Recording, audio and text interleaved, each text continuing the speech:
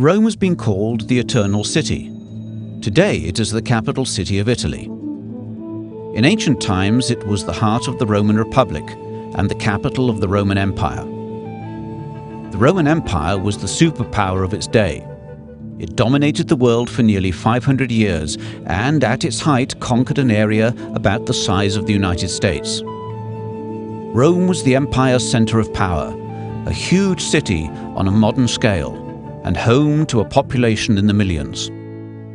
Rome had magnificent public buildings, huge entertainment complexes, mansions for the wealthy, along with crowded multi-story apartments for other people, whom they called plebeians. And like cities today, Rome had thousands of restaurants, from fast food stalls to banquet halls. Romans had their own version of fast foods as well. Only the houses of well-off Romans had kitchens, so millions of Romans bought their cooked food at corner stores, bakeries and snack bars that were found on almost every block in Rome. Imagine that you and your friends are living in ancient Rome. You get ready for school with a light meal of bread and fruit, maybe with some olives or dates on the side. Your lunch is similar, a light meal of bread, fruit and cheese. When school is over, you spend time with your friends and then head home for dinner. Your dining room table doesn't have chairs. It has couches, which sit 3 people each. To eat, you lie down on one of the couches, prop yourself up on the pillow, and rest your left elbow on the table. The only utensil you have is a spoon. Otherwise, you get to eat with your fingers. For a beverage, most Romans have a popular drink called muslum, a kind of watered-down wine sweetened with honey. Today, in countries and cultures around the world, there are foods for every day and foods for special occasions and holidays. This was true for the Romans as well. So, let's get back to your imaginary life in the Roman world, where your parents are giving a formal banquet. The evening begins as your father makes an offering to the household gods called the Lares. Musicians play flutes and other instruments in the background. The banquet feast foods are amazing, and you're lucky because tonight they're serving your favorite appetizer, stuffed, fattened dormice sprinkled with honey and poppy seeds.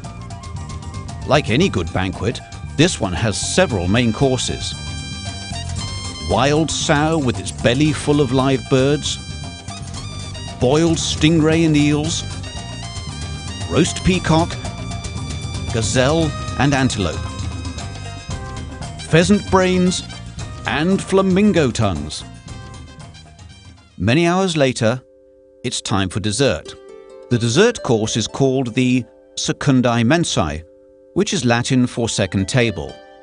That's because after dinner, the entire table is replaced with a second table full of desserts like fruits cooked in wine, nuts, honey cakes, and stuffed dates. After the desserts come more entertainment. Dancers, jugglers, a poetry reading, more music, maybe even a private gladiator fight. When the guests are ready to go home, they get out their napkins. People bring their own napkins to a Roman feast, big enough to take away leftovers in a kind of ancient Roman doggy bag. In many ways, our eating habits today have a lot in common with the ancient Romans. We eat 3 meals a day, and our cities are full of fast food places. We have specialty foods from around the world, just as the Romans had specialty foods from around the empire.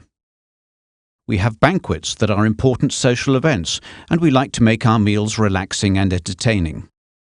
Our likes and dislikes in food might be different, and you might not even want to think about what a stuffed dormouse tastes like, but our feelings about food are very similar.